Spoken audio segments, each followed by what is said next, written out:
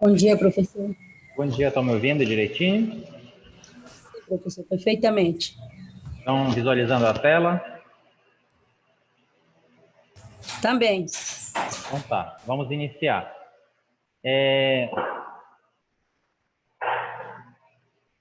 Você pode apagar a luz da frente, por favor? Para visualizar melhor.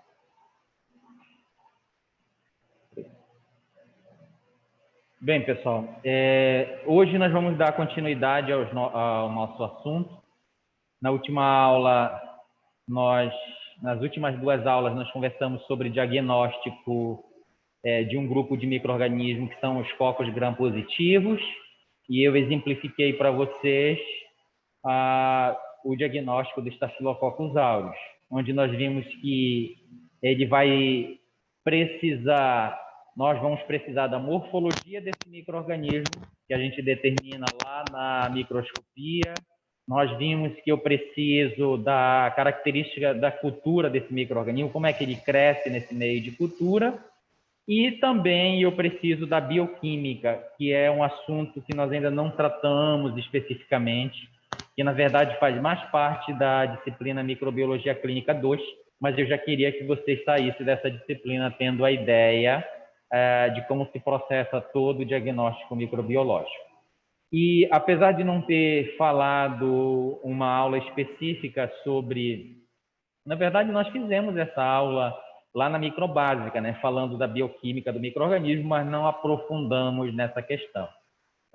Nós já vimos aqui com o Staphylococcus aureus que para eu fazer a bioquímica de um micro-organismo, eu determino testes bioquímicos que são peculiares daquele grupo no qual eu estou trabalhando. Tá? Então, alguns micro-organismos, para diagnosticá-los, eu vou precisar fazer toda essa sequência. Microscopia, vou fazer cultura e vou fazer a parte bioquímica, como nós vimos lá no Staphylococcus aureus. É uma das bioquímicas mais simples que tem, porque são apenas 5 testes que são responsáveis por eu dizer a qual espécie aquele micro-organismo pertence. Tá? Então, na outra aula, nós falamos sobre os cocos gram-positivos. Hoje nós vamos falar sobre um outro grupo de micro-organismos. Então, percebam que nós já estamos entrando no grupo, né? Falando de grupo de determinados micro-organismos que vão se apresentar no meu dia a dia, no meu diagnóstico. Tá? Então, nós amparamos vocês na microbásica quanto à questão morfológica, quanto à questão metodológica, ou seja, como é que eu uso o microscópio, como é que eu analiso microscopicamente. E aqui na Microclínica 2, nós começamos a falar sobre as fases do diagnóstico microbiológico, vimos todas as 3 fases, e agora nós estamos já entrando no grupo desses micro-organismos, para verificar como é que eu faço o diagnóstico desses grupos de micro-organismos. Falamos dos cocos gram-positivos, e eu simplifiquei Staphylococcus aureus, e hoje nós vamos falar de um outro grupo, que é o grupo dos espiroquitídeos. Né? Não é um micro-organismo que se apresente rotineiramente no meu dia de trabalho, mas como eu falei para vocês, eu preciso saber que eles existem e eu preciso saber como faz o diagnóstico, porque no dia que aparecer esse micro-organismo, eu consiga fazer o diagnóstico. Tá? Então, esse grupo de micro-organismos, como eu falei para vocês, ele está dentro do grupo dos espiroquitídeos, né? Da ordem Espiroquitales, da família Espiroquitaceae, né? E onde tem alguns micro-organismos que nós já conhecemos. Então, aqui tem essa família, e uma das famílias que não é muito distante da nossa realidade é a Leptospiraceae, já que nós já alguma vez já ouvimos falar de um micro-organismo chamado Leptospira, que causa a leptospirose. Tá? Então, não é tão distante. Aparecerá em algum momento amostras biológicas que eu precise fazer o diagnóstico desse grupo aqui dos espiroquitídeos? Provavelmente, sim. Então, esses micro-organismos, eles estão dentro de um gênero. Nós vamos falar quais são os gêneros mais importantes. Eu tenho essas 2 famílias aqui importantes. Eu tenho gêneros importantes como, por exemplo, que causam processos infecciosos importantes em seres humanos, como o gênero Treponema, o gênero Borrelia e o gênero Leptospira. Desses três gêneros, dois que nós já ouvimos falar é o gênero Treponema, né?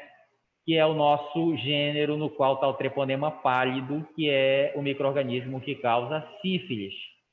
Dentro do gênero Leptospira, a gente tem o micro-organismo que causa a leptospirose, né? Nós vamos eleger, como sempre aqui, como eu falei para vocês, quem estará responsável por trabalhar esses micro-organismos com vocês, lá vai ser lá na Microclínica 2.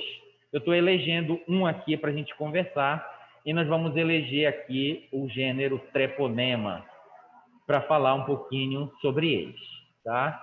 Por que esses micro-organismos, né, essas espiroquetas, eles são classificados assim? Devido à sua morfologia. Nós já conversamos sobre morfologia dos micro-organismos bacterianos e vimos que elas têm algumas morfologias básicas, tá? Então, os cocos, por exemplo, né? Então, nós vimos lá, inclusive nós vimos isso no Staphylococcus aureus, nós vimos que são células arredondadas, que são micro-organismos, né, gram-positivos. Não esqueça que cocos, eu tenho também cocos gram-negativos, tá?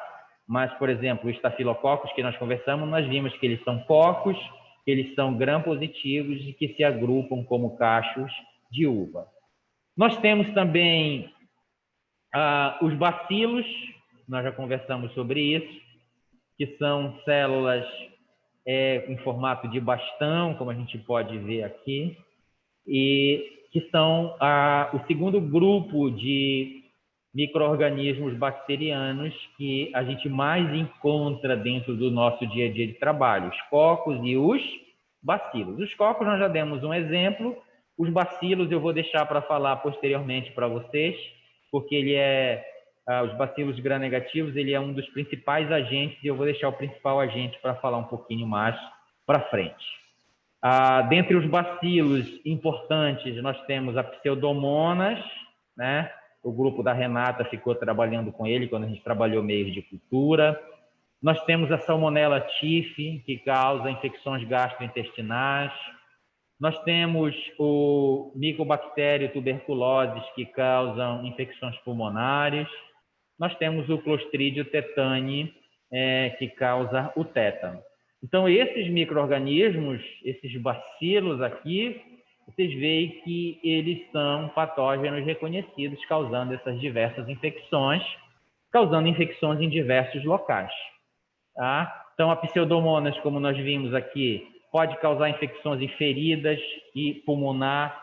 Então, amostras que vierem das feridas operatórias, de feridas de decúbito, que vierem de secreção pulmonar, é possível que esses micro-organismos estejam presentes lá. Esse bacilo, no caso aqui, a Pseudomonas. A Salmonella typhi, né, é um micro-organismo que causa gastroenterite.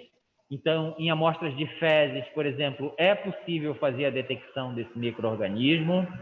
Se forem amostras do meio ambiente, como água, por exemplo, eu posso também fazer a detecção, já que se tiver fezes na água, esse micro-organismo vai estar presente. E é aquilo que eu tenho falado para vocês. O biomédico, ele não fará somente análise de amostras biológicas, ele também fará, em determinado momento, análise de material de amostra ambiental. O Mycobacterium tuberculosis também, né, pulmonar, uma amostra que chegue para poder analisar. Então, por aqui a gente tira que os cocos e os bacilos, eles são os mais preponderantes, né? Isso aqui é muito comum, Staphylococcus aureus, Streptococcus, a Pseudomonas, a Salmonella, o Mycobacterium tuberculosis. Esses micro-organismos nós encontraremos com maior frequência no meu dia a dia, quando eu estiver trabalhando com diagnóstico. As espiroquetas, nós precisamos sim fazer o diagnóstico deles. Só que será eventualmente que isso acontecerá, mas nós precisamos saber como isso funciona. Então, as espiroquetas, nós vimos que ela não faz parte desse grupo básico, né, dos principais morfologias bacterianas, que são os cocos e os bacilos. Mas eu falei para vocês que as bactérias também possuem outras formas, né? Como as espiroquetas, por exemplo. E olha aqui dois representantes importantes desta morfologia, que são agentes patogênicos: o treponema e a leptospira, né? Um causando a sífilis e outro causando a leptospirose, que nós bem conhecemos no nosso dia a dia. É lógico, o que é que eu vou usar aqui para fazer o diagnóstico desses micro-organismos? Eu vou usar o meu mesmo princípio da minha sequência metodológica que eu tenho falado para vocês. Eu preciso determinar microscopicamente, porque microscopicamente eu vou dizer, olha, o que está presente aqui nessa amostra é uma bactéria na forma de espiroqueta. E lógico, quando eu determino que é espiroqueta, eu não vou pensar mais em bacilos, eu não vou pensar mais em cocos. Eu não vou pensar mais em streptococcus, estafilococcus, não vou pensar mais em pseudomonas, em micobactéria tuberculose. Eu vou pensar em um micro-organismo que esteja dentro deste grupo, que são as espiroquetas. Então, vejo que somente a morfologia que eu olhei inicialmente já me dá a direção para qual caminho eu vou seguir agora no meu diagnóstico microbiológico. O próximo passo seria a cultura, mas esses micro-organismos aqui, eles não são micro-organismos cultiváveis, ou seja, eu não tenho um meio de cultura específico para eles, ainda não foi desenvolvido um meio de cultura para eles, né? Então, nós vamos ver como é que eu processo, então, já que eu não posso fazer cultura, como é que eu chego à conclusão de que aquela espiroqueta que está presente na minha amostra biológica é um treponema. Então, nós escolhemos aqui para falar para vocês o treponema pálido. O treponema pálido é um micro-organismo, como eu falei para vocês, ele causa infecção no trato genital, mas ele causa infecções em outros locais também. Então, eu tenho sífilis dividida em 3 fases: a sífilis primária, a secundária e a terciária. Na região genital, eu vou encontrar as lesões contendo essas espiroquetas, como a gente pode ver aqui, na fase primária, né? Então, o diagnóstico microbiológico, microscópico, o ideal é que se processe na fase inicial, na primeira fase. Ele causa essas infecções, então eles causam infecções sexualmente transmissíveis e causam uma doença, uma infecção chamada sífilis, né? A característica do treponema pálido, ele é uma espiroqueta, então a forma, a estrutura dele, a morfologia é na forma de espiral, como a gente pode ver aqui. Essa aqui é a espiroqueta, né, o treponema pálido, visto através do microscópio eletrônico de varredura. É um microscópio que aproxima grandemente e eu consigo determinar. E aí é como se fosse aquele espiral de caderno, né, dos nossos cadernos aqui. É por isso que a gente chama, e eles estão dentro do grupo das espiroquetas. Então vejam que até aqui eu estou mostrando a morfologia, eu ainda não mostrei para vocês como é que eu faço para visualizar no meu diagnóstico, no meu dia a dia. Eles são micro-organismos que variam de 5 a 20 micrômetros de comprimento. A espessura dele, eles são muito delgados, ó, variando de 0,1 a 0,02 micrômetros de espessura. Eles são muito delgados, né, muito finos. E nós vamos ver que, devido a essa sua espessura, né, eles serem delgados, as minhas colorações convencionais, como o GRAM, por exemplo, que eu utilizo para bactéria, não vai impregnar, ou vai impregnar fracamente, e eu não vou conseguir visualizar adequadamente esse micro-organismo, né? Então, é por isso que ele cora fracamente. Então, quando eu coro com GRAM, ele fica difícil a sua visualização no microscópio, tá? E aí ele fica o quê? Pálido. É daí que vem o seu nome, né? O nome da espécie, treponema, o gênero, espécie pálido, devido a esta característica, né? Dele não sofrer uma coloração adequada para que eu consiga visualizar.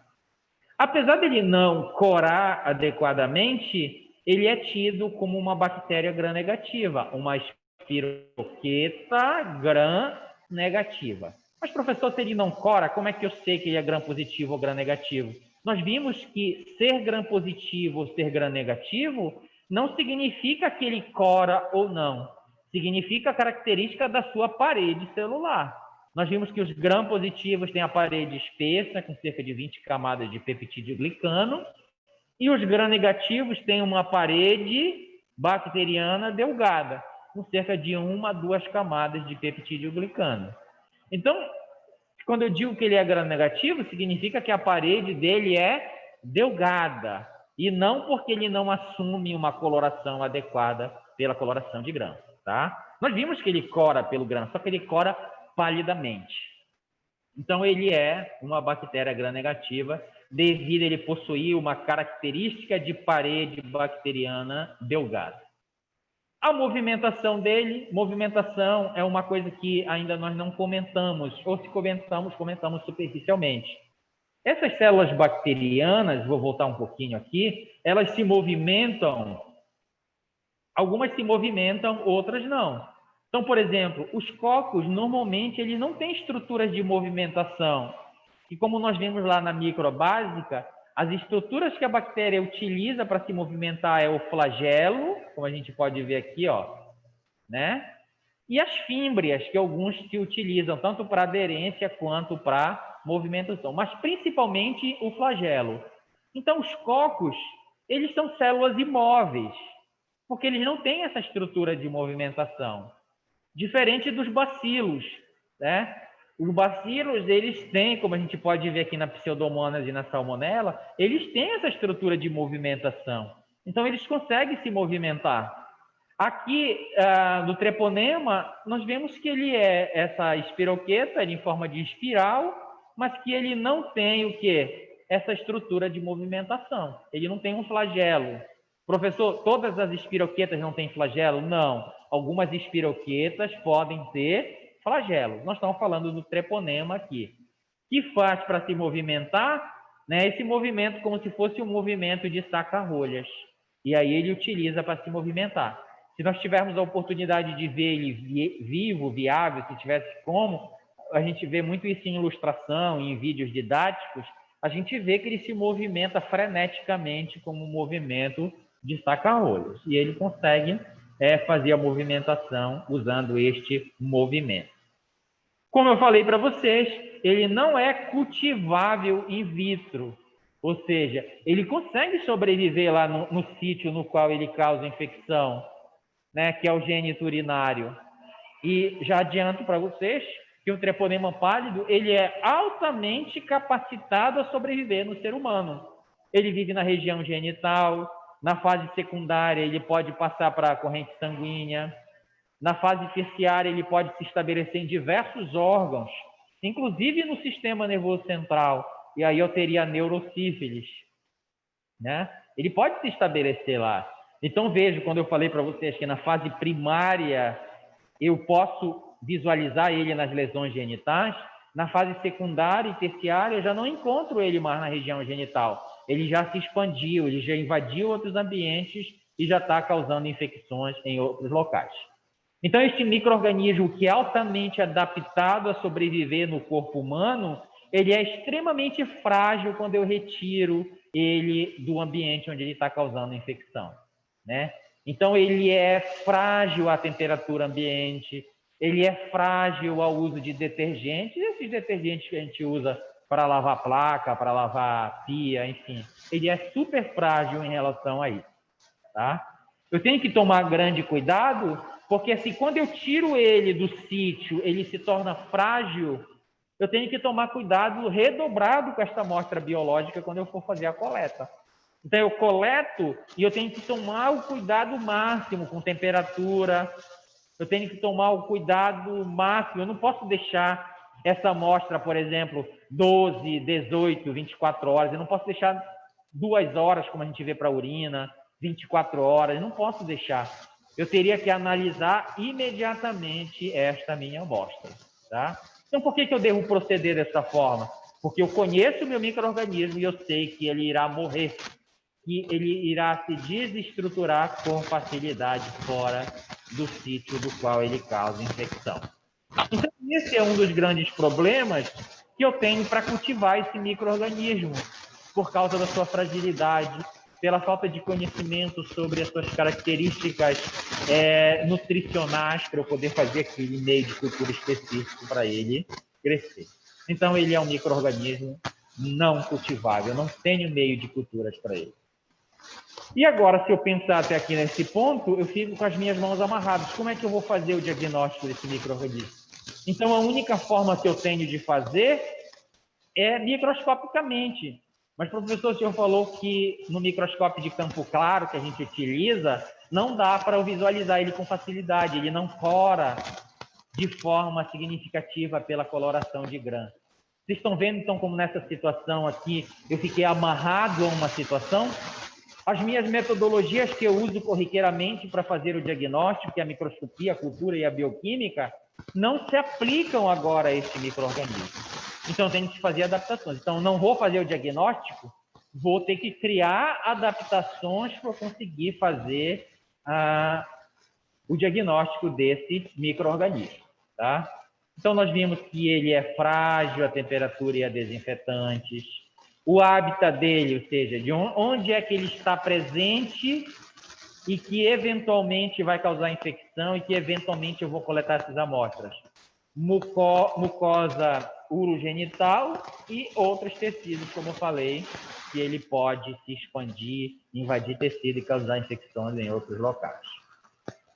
O treponema pálido é anaeróbio facultativo, ou seja, essa questão da atmosfera de oxigênio, nós já conversamos aqui, inclusive para o Staphylococcus aureus, que nós vimos lá a sua característica também, que ele era anaeróbio facultativo.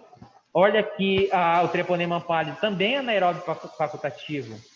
Nós vimos que quem é capacitado a sobreviver em diversas atmosferas de oxigênio é mais capacitado a ser um agente patogênico. Né? Nós vimos isso para o Staphylococcus aureus. Nós vimos que ele causa infecções em diversos locais, no pulmão, na ferida, na corrente sanguínea, na infecção urinária. Por que ele consegue causar infecções em vários sítios? Porque ele consegue se adaptar a esses vários sítios. E uma das adaptações que ele precisa fazer é quanto à atmosfera de oxigênio. Vocês vão de convir comigo que quanto mais aprofundado um tecido, menor a quantidade de oxigênio. Então, se o determinado micro-organismo precisa de oxigênio, ele não vai causar infecção neste ambiente onde tem pouco oxigênio. Mas esses micro-organismos capacitados, patogênicos, que a gente está vendo aqui, normalmente eles são anaeróbio facultativo. Então, o Staphylococcus aureus é anaeróbio facultativo, o treponema pálido, que causa infecções também em diversos locais, é anaeróbio facultativo. A Escherichia coli, que a gente vai falar quando falar de bacilos gram-negativos, vocês vão ver que ela é anaeróbio facultativo, tá? Então, quem tem a capacidade de sobreviver a diversas atmosferas de oxigênio já tem um ponto a mais, uma característica patogênica a mais para poder sobreviver. E aí eu acabei de falar aqui para vocês que o treponema pálido ele pode causar infecções em diversos locais, em diversos órgãos. E para que ele faça isso, ele tem esta característica que é anaeróbio facultativo. Então, tendo oxigênio, ele sobrevive. Tendo oxigênio em pouca quantidade, ele sobrevive. Tendo oxigênio em pequena quantidade, ele consegue sobreviver. Então, por isso que a gente diz que é anaeróbio facultativo. E uma característica também é que ele é catalase negativo, né? Eu posso testá-lo quando eu ver uma espiroqueta e eu imaginar, eu posso testar, fazer o teste da catalase e ver se ele é positivo ou negativo. Se for negativo, lógico, é mais um ponto positivo para que seja o treponema pálido. Mas isso aqui não é preponderante para a questão do diagnóstico. Esse gênero treponema que a gente está falando, ele tem algumas espécies que são espécies patogênicas, né? Então, eu tenho aqui 4 principais espécies deste gênero treponema pálido, desse gênero, aliás, treponema, que causam infecções. O principal deles é o treponema pálido, que é o agente causador da sífilis, que é esse que a gente está falando. Mas eu tenho o treponema também, outras espécies menos representativas, mas que também causam infecções em humanos e em outros animais. Antes de qualquer coisa, eu preciso conhecer como é que ocorre esta infecção, porque essa infecção é importante. Sobre o que eu preciso conhecer? Eu preciso saber de onde vem este micro-organismo, para onde é que ele vai, em que sítio, em que local do meu corpo que ele se estabelece, porque eu, como biomédico, eu preciso coletar a minha amostra, eu preciso saber, antes de qualquer coisa, saber onde é que eu vou coletar essa minha amostra biológica. Então, como é que ocorre essa infecção? Ocorre pela entrada ou pela penetração desse micro-organismo na mucosa. Esse micro-organismo, o treponema pálido, ele não tem capacidade de entrar na mucosa íntegra ou na pele íntegra. Diferente de um colega dele, que faz parte desse grupo dos treponemas, que é o que causa aquela doença do xixi do rato que nós bem conhecemos no nosso dia a dia. Esse micro-organismo, ele já entra ativamente na pele. Então, é por isso que quando a gente chove, a gente evita de colocar os pés onde? Na água, porque lá pode estar a urina do rato, lá pode estar a presença dessa espiroqueta, e essa espiroqueta, ela entra ativamente na minha pele. Diferente aqui do treponema pálido. Ele precisa que esteja a mucosa, né? Ele pode invadir mucosas ou locais de pele que tenha corte ou abrasão. Como eu falei para vocês que ele é uma infecção sexualmente transmissível, então aqui a região peniana, né? Pele, ó, pele. E aqui eu tenho uma abrasão. Então aqui eu tenho uma porta de entrada para esse micro-organismo. Agora ele pode entrar neste ambiente tecidual, se estabelecer e causar infecções. Nas mucosas, é mais frágil do que a pele, nós sabemos disso, é um tecido mais frágil do que a pele, e que íntegra, talvez ele não consiga entrar, mas não esqueçam que cópula, que relação sexual, ele produz microabrasões na mucosa, e essas microabrasões terá uma porta de entrada para que esse micro-organismo entre. Então, a principal porta de entrada aqui é através dessas abrasões de pele ou desses cortes de pele por onde esse treponema vai entrar. Após entrar, ele vai se estabelecer e causar aquelas infecções localizadas e depois, com o decorrer do tempo, ele pode se disseminar por todo o corpo. Como eu falei para vocês, eu posso ter uma neurosífilis, só que isso leva tempo, né? Precisa cronificar esta infecção para que ela passe para as fases secundárias e terciárias. O grande problema é que normalmente ele causa essas lesões genitais e depois ele desaparece. Então, olha aí o período de incubação, de 3 a 90 dias, em média 3 semanas. Então, apareceu a lesão, você acha que foi ali uma coisa superficial, daqui a 3 semanas desapareceu, você não vai procurar o médico, né? Você pensa que cessou aquela infecção na região genital, que na verdade ele se expandiu, esse micro-organismo já invadiu outros ambientes, tá? Então, o ideal era que, quando eu verificar essas lesões em região genital, principalmente lesões que têm bordas endurecidas, que eu procure imediatamente um médico para que seja solicitada uma análise microbiológica que o médico vai fazer para verificar se é as espiroquetas que estão presentes lá. A transmissão, ela ocorre através de via sexual, que a gente chama de sífilis adquirida, como eu falei para vocês, é cópula, é relação sexual, onde vai ter essas microabrasões, e se o indivíduo estiver com este micro-organismo, ele vai passar para um outro indivíduo, e aí essa transmissão a gente chama através de via sexual ou sífilis adquirida. Nós temos também a sífilis transversal, que é aquela que passa de mãe para filho no momento da gestação.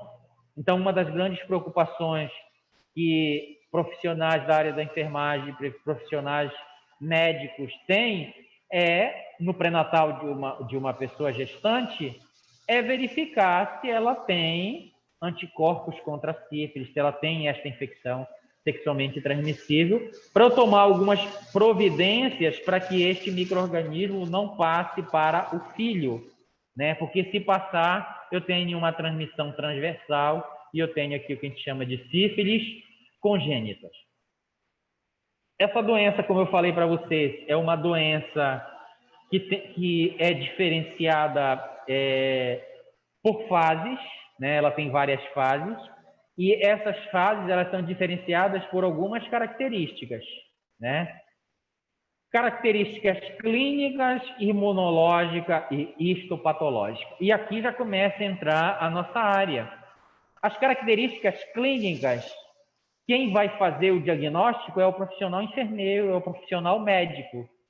É ele que vai escutar a queixa do paciente, olha, eu estou com uma lesão genital que tem as bordas endurecidas e que não dói. Aí ele pensa, oh, isso pode ser sífilis. Então, quando eu pego essas características clínicas, eu chego ao diagnóstico clínico. Isso pode ser sífilis. E aí, para eu comprovar isso, eu solicito para o biomédico uma análise, que pode ser uma análise imunológica, visto que esse micro-organismo é difícil fazer a sua análise microscópica, nós vimos que é quase só na fase inicial que é possível fazer isso, nós vamos ver já para frente, né? Eu não tenho como cultivar esse micro-organismo, e se eu não tenho como cultivar, difícil fazer bioquímica desse micro-organismo, que eu não consigo cultivar, né? Para fazer bioquímica, nós vimos que eu tenho que cultivar ele, multiplicar para poder fazer a bioquímica posteriormente. Foi isso que nós vimos lá no Staphylococcus aureus. Tirando o estafilococcus que cresceu lá na minha cultura, que eu vou testar catalase, a DNase, a novobiocina, tá? Então, se eu não consigo cultivar, eu não tenho como fazer a bioquímica desse micro-organismo. E como eu falei para vocês, a gente fica amarrado no diagnóstico, porque até agora eu tenho falado que o diagnóstico microbiológico é feito com características, analisando características microscópicas, culturais e bioquímicas. E aqui, para esse micro-organismo, não tenho como fazer nenhuma dessas, tá?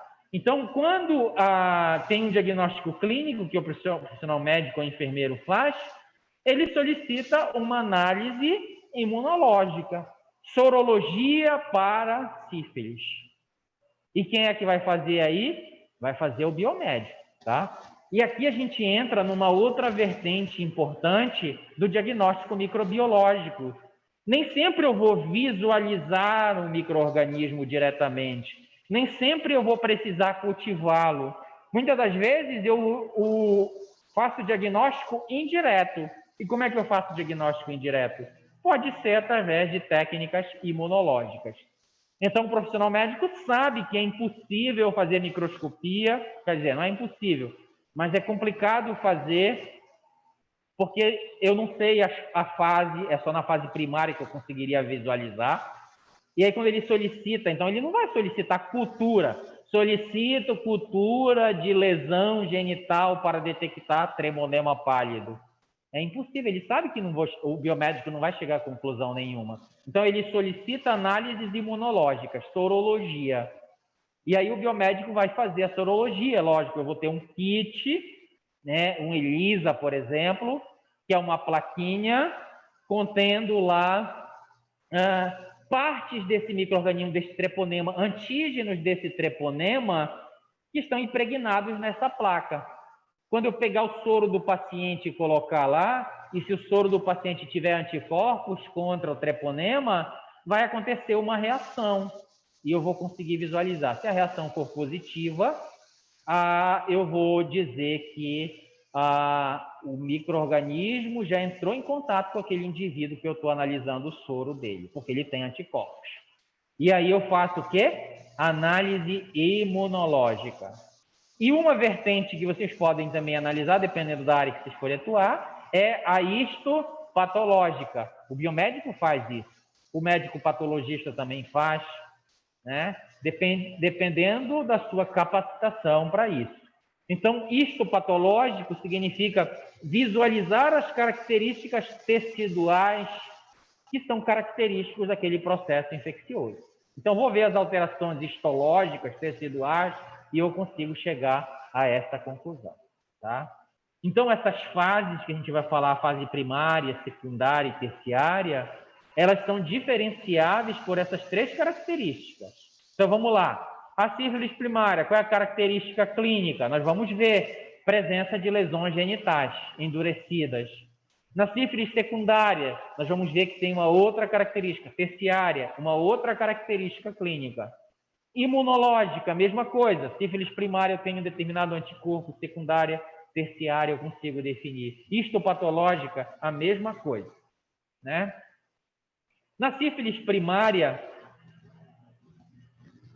que é quando esse micro-organismo adentra o meu sistema lá pela região genital, através das abrasões que nós vimos lá, eu tenho, primeiro, uma lesão primária, que é o local onde foi inoculado este micro-organismo. Então, qual é o local que foi inoculado? É a região genital, né? Onde tinha abrasão, onde tinha a lesão da mucosa ou da pele, né? Eu vou verificar essas lesões aqui na região genital. Eu tenho nessas lesões uma reação inflamatória, né, com o sistema imunológico combatendo este micro-organismo que foi inserido aqui. Essa reação imunológica, ele promove ulceração, ou seja, a abertura de uma lesão, que a gente diz aqui uma lesão ulcerada, e com as bordas dessa lesão endurecidas. É por isso que vocês vão ver na literatura também, popularmente a sífilis é chamada de cancro duro, porque devido a esta característica de presença de bordas endurecidas. Essa lesão, ela tem a base lisa e clara, ou seja, essa região central aqui é lisa e clara, e é aqui neste local que vai estar as espiroquetas. Lembra que nós estamos falando de sífilis primária. O micro-organismo acabou de entrar e acabou de se estabelecer. Acontece essa fase aqui naquelas 3 primeiras semanas que eu falei para vocês. Então, essa base lisa e clara é onde vai estar as espiroquetas. Então, nesta fase primária, é possível visualizar o micro-organismo? Sim, se eu tirar o material e fizer uma coloração específica, que nós já vamos ver, e usar um microscópio específico, é capaz de eu visualizá-lo aqui. Então, é possível fazer diagnóstico morfológico desse micro-organismo na fase primária. Nós já vamos ver isso, como é que eu faço para visualizá-lo. Nessa fase inicial, sífilis primária, borda elevada e dura, como nós já vimos. Indolor, né? É uma das perguntas que o profissional que vai fazer o diagnóstico clínico vai perguntar: essa lesão que tem a borda endurecida, ela dói quando você aperta? Aí ele vai dizer não, tá? Então, ele tem bordas endurecidas e indolor. Exudato escasso, então não tem muita secreção aqui presente, né? Não tem pus presente nessa fase inicial. Então, o exudato é escasso, né? Exceto quando eu já tenho infecções secundárias, ou seja, aliás, quando está na fase secundária, né, da infecção, que já não vai estar mais na região genital. Mas aqui o que eu quero falar para vocês é que esta lesão aberta, eu posso ter uma infecção secundária, ou seja, um outro micro-organismo pode se estabelecer e causar infecção aqui, inclusive piorando esta lesão, tá?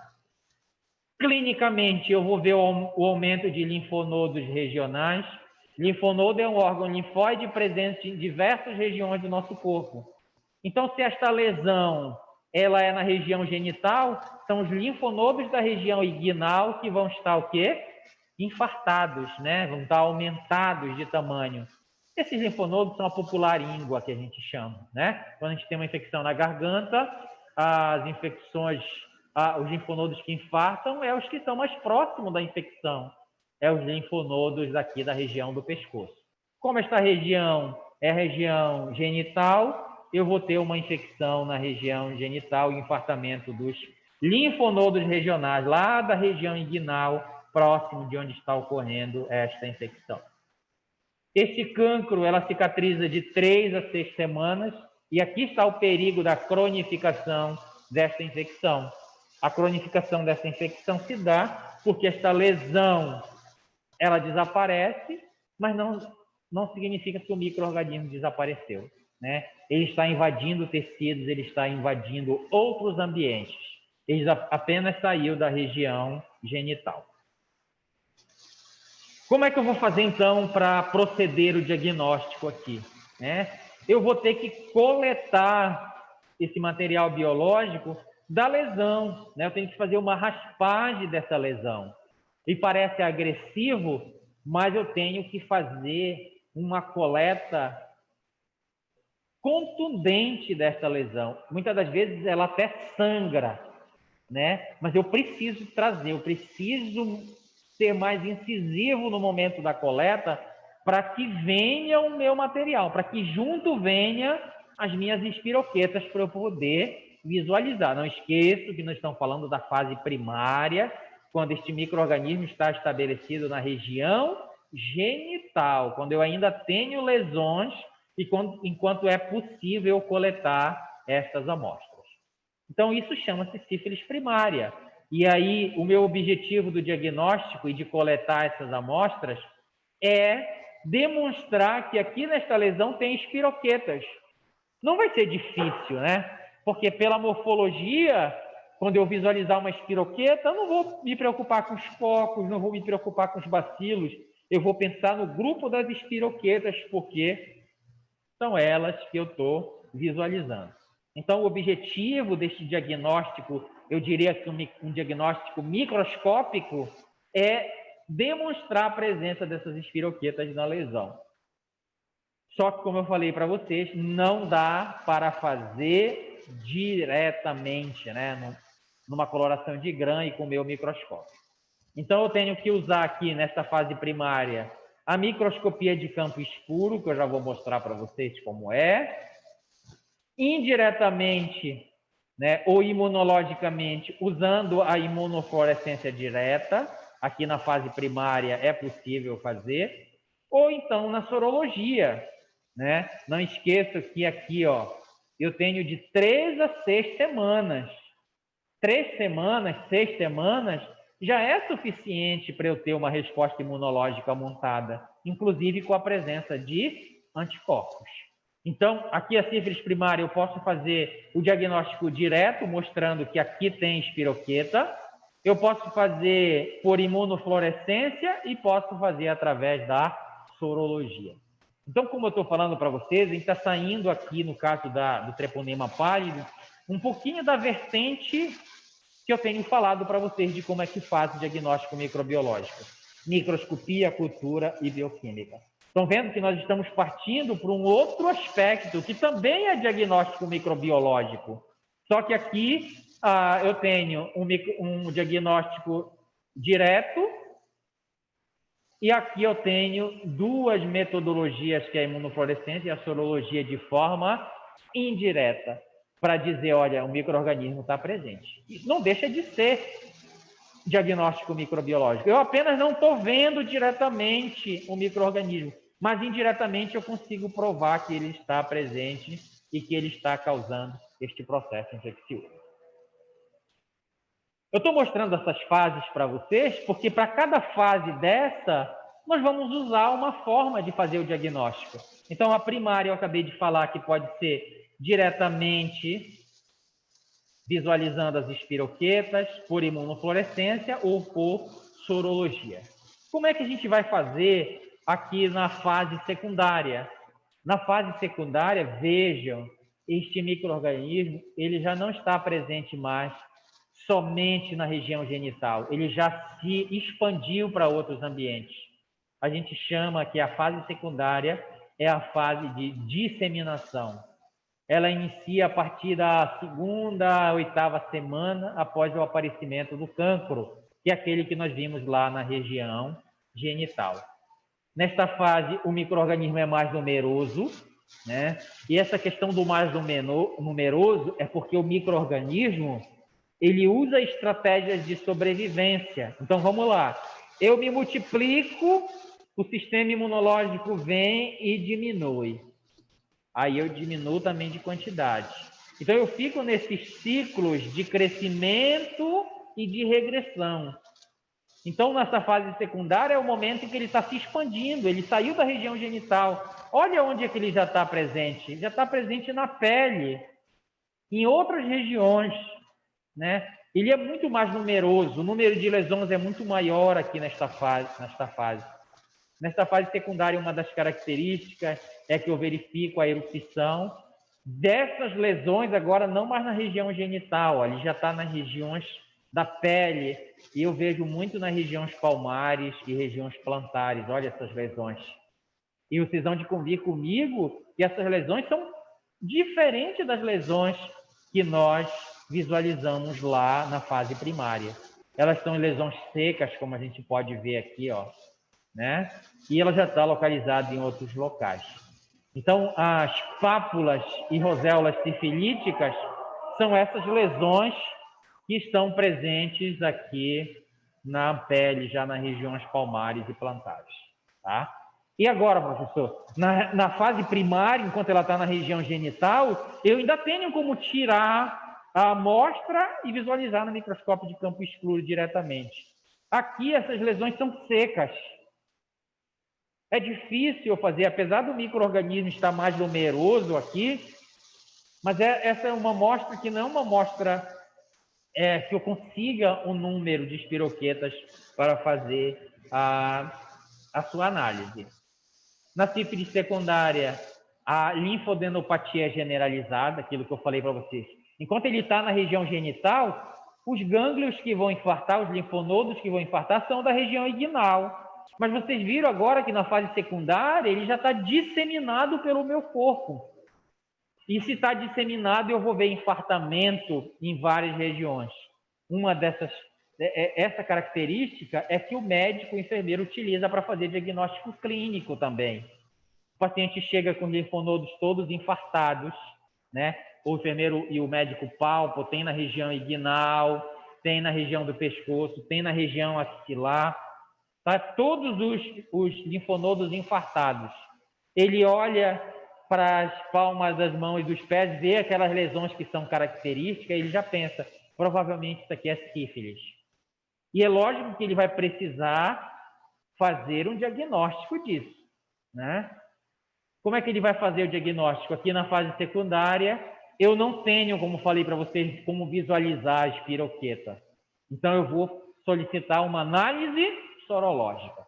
Então, para esse micro-organismo, chegará muito a solicitação. Solicito sorologia para treponema pálido. E aí são técnicas sorológicas que vocês vão aplicar.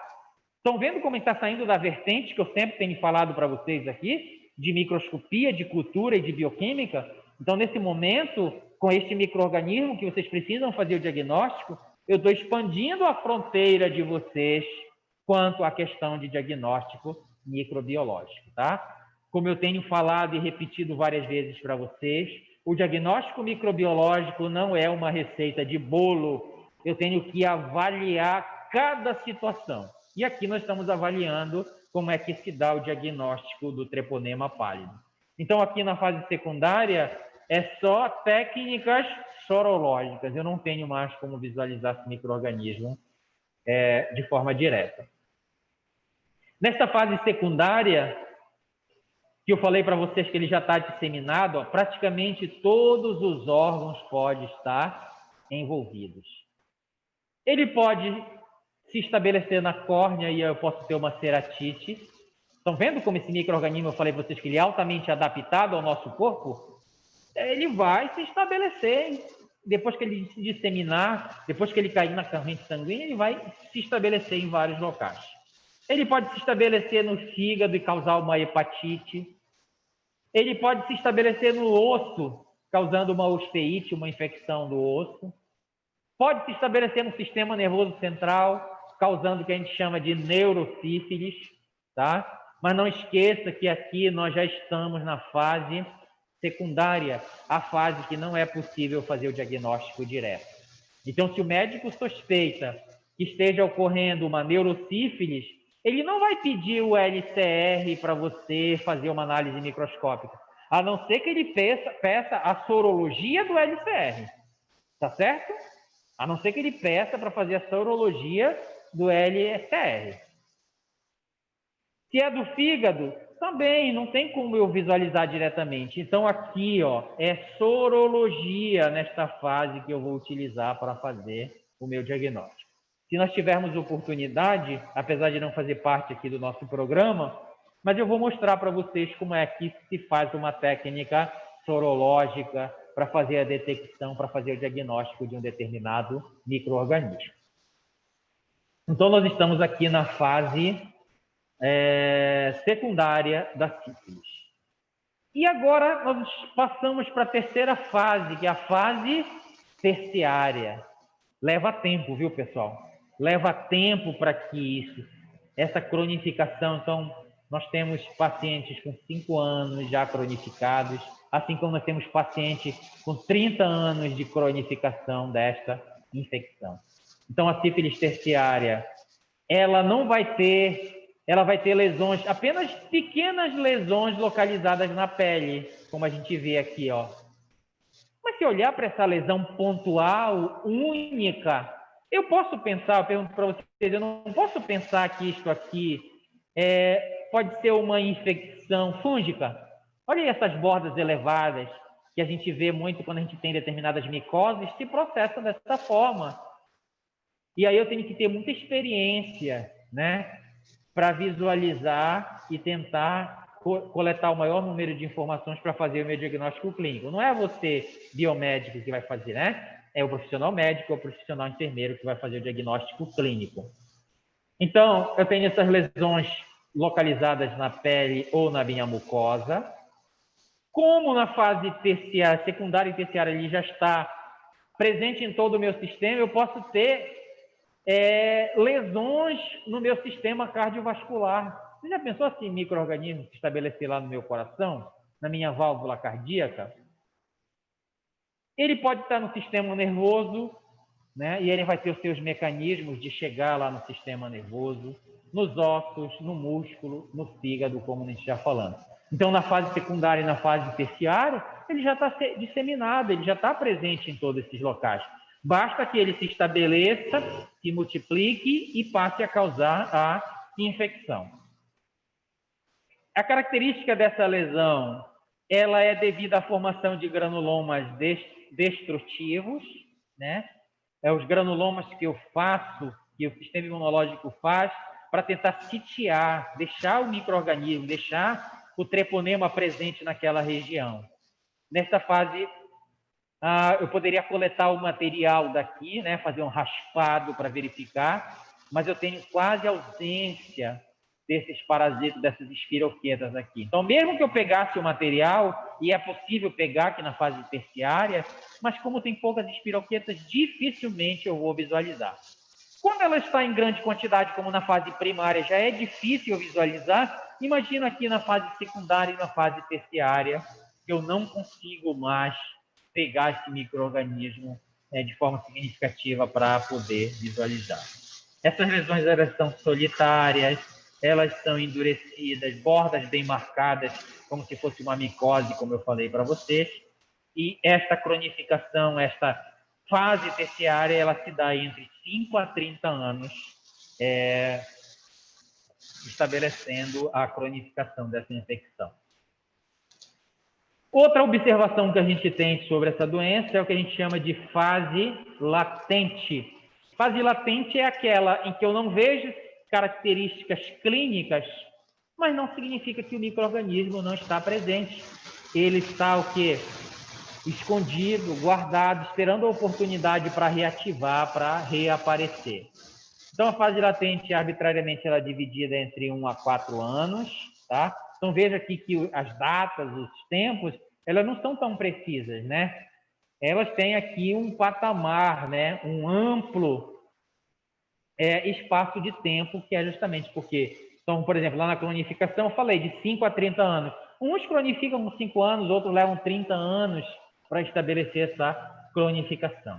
A sífilis congênita, aliás, pode ser arbitrariamente dividida 1 a 4 anos. Nesse período pode ocorrer a recidivas, como eu falei para vocês, a reativação da infecção, e só pode ser detectada por sorologia. Então, se eu não vejo lesão, se eu não vejo repercussão clínica, eu tenho que solicitar a análise sorológica. É isso que os profissionais fazem quando vão fazer um pré-natal, por exemplo. Eu olho para a gestante, ela não tem lesão genital, ela não tem lesão na palma das mãos, não tem aquelas lesões solitárias fase terciária, mas eu solicito a sorologia para ver se ela não tem esse micro-organismo latente lá no seu sistema, e quem vai fazer isso é o biomédico através da sorologia. Eu tenho aquela questão da sífilis congênita, que passa de mãe para filho, né, no momento do parto, da gestação. Essa infecção a gente chama também de infecção transplacentária, e a maior probabilidade de ocorrer é na fase primária e secundária. Na verdade, nós já temos hoje metodologias para evitar que a criança seja acometida por esta infecção. Tá? Então, tenho todo um cuidado no pré-natal dessa mãe sifilítica. No momento do parto, eu tomo todos os cuidados também para que essa criança tenha grande probabilidade de não nascer sifilítica, não nascer com esta infecção. Tá? Então, isso advém de conhecimento. Inclusive, a mães HIV positivos, seus filhos podem nascer sem o vírus, né? Mas desde que eu tenha conhecimento, desde que eu faça um pré-natal adequado, desde que eu faça intervenções pontuais e seguras para que isto não aconteça. Mas isso é a questão apenas de conhecimento aqui para vocês. Então, vamos lá, como é que se processa o diagnóstico? Então, aqui, a principal forma de eu fazer é o diagnóstico direto. Mas quando é que eu faço isso daqui? Somente na fase primária, que é quando estão as lesões lá na região genital. Então, o diagnóstico direto é um que eu faço. Mas vocês vão de convir comigo que quase nunca, né? Dificilmente, só as pessoas que se cuidam mesmo vão procurar o médico e ele vai solicitar esta análise. Mas se ocorrer isso, você vai fazer o que a gente chama de diagnóstico direto, que é a demonstração do treponema presente na lesão, né? Principalmente na fase primária, que é quando a lesão está lá na região genital. Em algumas lesões da fase secundária, que é aquelas da palma das mãos e dos pés, mas eu falei para vocês que não é usual de ser feito. Eu vou partir para exames imunológicos para fazer a detecção. Aqui, quando eu vou fazer o diagnóstico direto na fase primária, eu faço o exame de campo escuro que a gente está vendo. Então, eu não vou usar mais o meu GRAM e nem vou usar o meu microscópio de campo claro que nós temos convencionalmente utilizado no nosso dia a dia, nas nossas práticas. Eu vou fazer usando um microscópio especial, que é o microscópio de campo escuro. Aqui eu tenho duas imagens. Uma imagem de células, ó, células aqui se dividindo, e essas células elas estão sendo visualizadas pelo microscópio de campo claro, que é o que a gente utiliza no nosso dia a dia, né? Aqui foi aplicada uma coloração, esse corante impregnou nas células, coloco lá no microscópio, a luz vai passar, onde tiver denso, onde tiver o meu material, ela não vai passar, e aí vai formar a imagem. É isso que acontece no microscópio de campo claro. No microscópio de campo escuro, já é o contrário. A amostra, a luz, ela vai passar, ou vai incidir, ou vai transpassar somente o meu material. E as regiões que não têm o meu material fica escuro. É por isso que eu chamo que esse microscópio é microscópio de campo escuro. Professor, esse microscópio é um microscópio especial? Sim, é um microscópio que eu uso um filtro, né? Eu uso lá, por isso a gente chama de campo escuro. Eu uso um filtro que faz com que a luz seja dirigida especificamente para a minha amostra biológica. E onde não tem amostra vai ficar escuro. É como se formasse um pano de fundo. E agora coisas que são pálidas, ó, que são delgadas como as espiroquetas, torna-se mais visível, mais palpável, eu consigo visualizar com maior facilidade. Tá? Então, essa é a diferença. É lógico que eu não vou aplicar a coloração aqui de GRAM, nós vamos ver que é a impregnação com prata, que eu vou utilizar para fazer esta análise aqui. Então, eu pego a linfa lá da lesão primária e vou utilizar o microscópio com condensador de campo escuro para fazer a visualização das espiroquetas. Os corantes que eu utilizo, né? Pesquisa direta com material corado. Eu não vou mais, como eu falei para vocês, utilizar a coloração de grã. Eu vou usar uma coloração que tenha prata. Prata é um metal. Este metal vai se impregnar na parede da espiroqueta que é delgada, lembra que eu falei para vocês? E quando esse metal ficar aderido nesta parede, ele vai ficar mais espesso e eu vou conseguir visualizar ele com melhor facilidade. Quais são esses corantes? Eu tenho o Fontana, que é um esfregaço com adição de prata que impregna na parede, como eu falei para vocês. Eu tenho o método de Burri, que é o tinta da China, ou tinta Nanquim. Essa tinta Nanquim eu utilizo para fazer diagnóstico de fungo também, tá? Cryptococcus neoformas, por exemplo. Mas eu posso utilizar aqui para espiroquetas também. Então, vai se impregnar lá, essa tinta da China vai se impregnar na parede, eu vou conseguir visualizar com maior facilidade. O Ginsa, que é um corante para células em gerais, corante de núcleo, ele cora, mas ele cora palidamente. Eu só estou dando opções para vocês de coloração para esse micro-organismo. O Levadete, que é a coloração também com prata, mas eu utilizo quando eu vou fazer a visualização em cortes histológicos, tá? Não esqueça que eu falei para vocês que eu posso também fazer o diagnóstico histológico. E quando for um corte histológico, eu posso utilizar este corante que também tem prata.